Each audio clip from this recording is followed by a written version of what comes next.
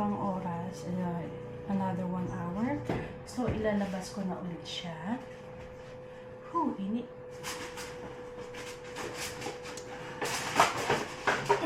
Bigat. So, yan. So, ilalabas ko silang dalawa.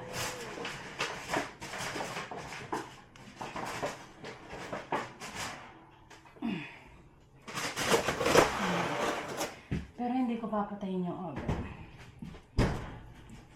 So, ang gagawin ko dito guys, ay lalagyan ulit natin siya ng barbecue sauce.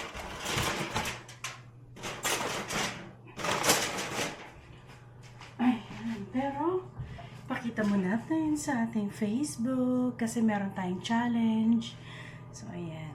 So, pag napanood nyo to, make sure guys ha, na lahat ng post natin sa Facebook na may hashtag FB Lifestyle, dapat click ninyo yung post, nagko-comment kayo sa post, sinishare at nilalike ninyo yung post, at make sure makipagkwentuhan kayo sa comment section para po ma-achieve natin yung pa-challenge ni Facebook. So, ito. Ayan. O, diba? Ang ating ulam for today. Ayan. So, saan na yun? Ito. Yung sauce. Lagay ko muna ito dito. And, dagdagan natin ito siya ng sauce. Tignan niyo yung juice, guys. Hindi niyo pala makita. Papakita ko sa inyo. Ayan, no. Ang dami niyang juice. Sarap niyan. Sarap niyang isabaw sa kanin. Diba? Mamaya, yung last minute, siguro mga 30 minutes or 15 minutes, ganun. Tatanggalin ko na siya, yung cover. Tatanggalin ko yung cover para yung yung juice niya mabawas-bawasan ba. Ayan.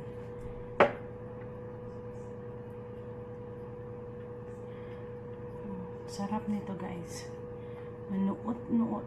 Tama ba yung sinasabi ko yung manuot-nuot? Hindi ko alam eh. Parang narinig ko kasi siya. Siyempre, ginaya ko na rin. O sasabihin ng mga dyan, gaya-gaya? Of course. Kapag may mga bago akong words na naririnig, tapos nalalaman ko yung mga meaning, ginagaya ko talaga. Ganun din naman sa English, diba? Kapag meron kayong bagong naririnig, so ginagaya nyo din, ginagamit nyo sa mga sentences. Ganun lang yun. We are all learning kasi. It's a learning process. Life is all about learning. Yan. Tatakam ako. Ano ba yan? So, ayoko ko kasi masira.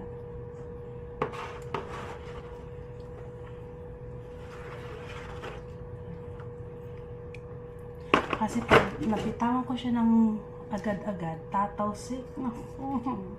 Matatalsik yung mga juice.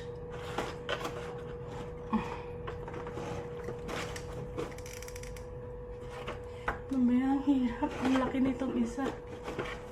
Ang hirap niyang anuhin, guys. Uy, ang hirap niyang i-ano. Baliktarin na yan. Stay there. Gosh, can't believe how yummy this looks right now. And it smells so good. I wish you guys could smell it. English na naman ako. Oh, may basher na naman. Buti na lang wala pang basher dito sa YouTube. Ay nako guys, wag sana akong mag-jinx. Bigla dito sila magsulputan. Actually dati meron talaga akong basher dito sa sa YouTube. I-share ko sa inyo guys. Yun yung dating asawa ni Mr. Flavel. Galit na galit siya sa akin. Hanggang ngayon naman galit siya sa akin. hindi ko siya sinishare kasi may mga personal reasons kung bakit hindi namin pinag-uusapan ni Mr. Flavel sa social media ang tungkol doon. Pero later on in life, malalaman nyo din kung bakit. May mga bagay na hindi namin ma-share ngayon, pero balang araw, ma-share din namin. Sa ngayon, hindi muna. Ayan. May mga, ano kasi, tawag doon, may mga legalities, kumbaga. Mahirap na, baka mamaya gamitin laban kay Mr. Flavel, diba? Siyempre, ayoko naman mangyari yun. Ayan. So, tapos na ito. Siyempre, i-flip natin ulit. Actually, hindi ko na siya i-flip pala. Ayan. Ganyan na siya.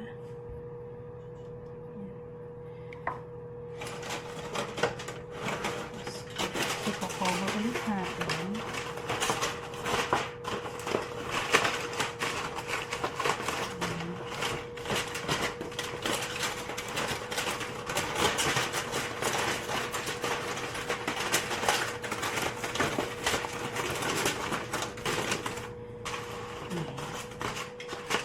Parang lumiit yung phone. Parang.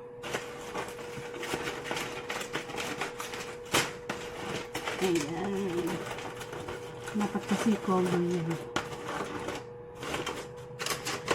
Okay, so ito naman next na isa. Ang ating bubuksan. Charan. Ay, kaso wala pala ako. Kalimutan kong gumawa ng sauce. Kasi sa dalawa pa lang yung sauce na ginawa ko, ubos na yun. Ayan. So, naka 2 hours na tayo guys sa ating ribs. So, may 2 oras pa. So, mga 7:30 na siguro ito matatapos. Kasi ang plano ko kanina, mga 12 o'clock ako magsisimula magluto nito. Ang problema, nalimots ko. Napasarap yung tulog, guys. So, yun. Kung tutuusin, luto na to eh. Grabe yung juice. Sarap. Ito na to, pero lulutuin pa natin ng mas matagal. Gusto ko tong gawin sa Philippines. Gusto ko siyang lutuin para matikman ni mama ko. Kaya lang kasi yung oven namin doon, nasira yung wire. Tapos hindi pa ginagawa may kinausap akong electrician, pero hindi pa siya pumupunta sa bahay. Ayan. Pero syempre kasi hindi ko naman siya empleyado eh.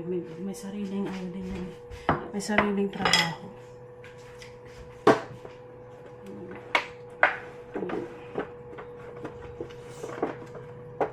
Flip.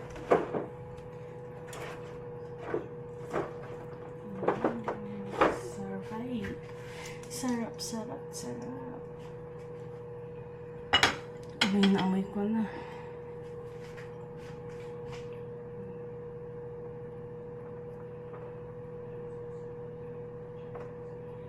So, mamaya, yung pang 3 hours niya, yung last coat na ilalagay natin. Tapos, tatanggalin na natin yung cover.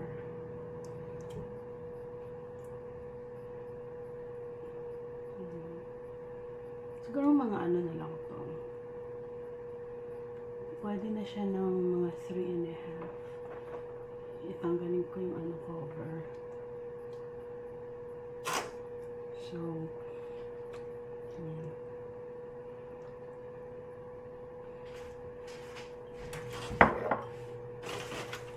Para yung last coat last coat ay talagang ano na siya.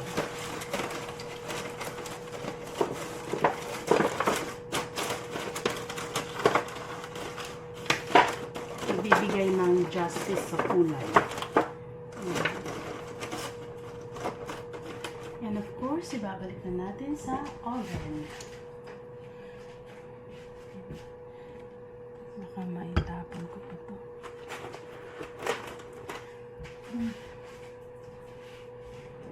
Medyo may kainitan. Ay, na ano ko, tatarantay.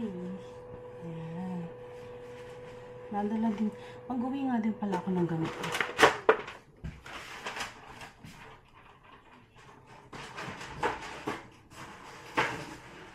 Ayan.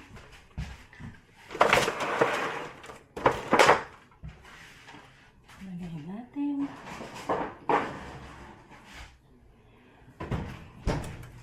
Alexa, set a timer for 1.5 hours.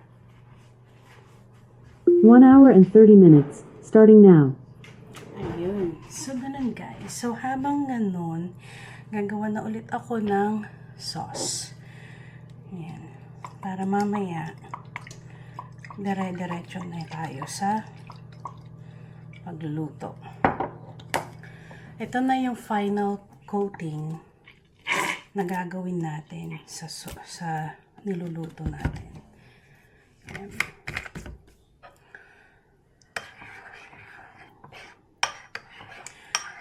Amoy na amoy ko talaga guys. I wish you guys can smell it. Anyways guys, thank you sa panonood dito. Don't forget na kailangan po ninyong mag-comment sa ating Facebook page, ha? Huwag niyong kalimutan, lahat ng post natin doon ay inyong i-like, share at mag-comment kayo at i-click ninyo ang bawat post para meron po tayong entry sa pa-challenge ni Facebook or Meta. Diba? Thank you. So, yung final video natin mamaya, wait for it.